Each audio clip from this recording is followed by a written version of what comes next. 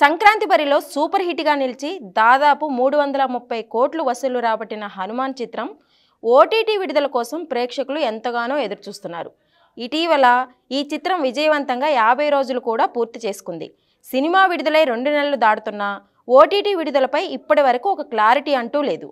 హనుమాన్ మార్చి 8న మహాశివరాత్రి సందర్భంగా ఓటీటీలోకి వస్తుందని ఎంతోమంది ప్రేక్షకులు ఆసక్తిగా ఎదురుచూశారు.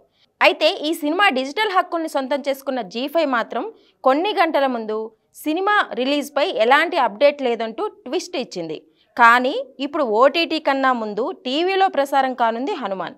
మార్చి 16న రాత్రి 8 గంటలకు కలర్స్ సినీప్లెక్స్ ఛానల్ జియో సినిమాలో కేవలం హిందీ వెర్షన్లో టెలికాస్ట్ అవుతుంది. ఈ వివరాలను కలర్స్ సినీప్లెక్స్ సోషల్ మీడియాలో పోస్ట్ చేసింది. ఆ ట్వీట్ను దర్శకుడు ప్రశాంత్ వర్మ కూడా రీట్వీట్ చేయడంతో అధికారికంగా ప్రకటించినట్టయింది. హనుమాన్ రిలీజ్పై బాలీవుడ్ ఫ్యాన్స్ ఫుల్ ఖుషి అవుతున్నారు. టాలీవుడ్ యంగ్ హీరో తేజ సజ్జా నటించిన హనుమాన్ మూవీ సౌత్ భాషల్లో స్ట్రీమింగ్పై ఎలాంటి స్పష్టత రాలేదు. తెలుగు ఫ్యాన్స్తో పాటు south audience Hanuman OTT release కోసం తెగ వెయిట్ చేస్తున్నారు.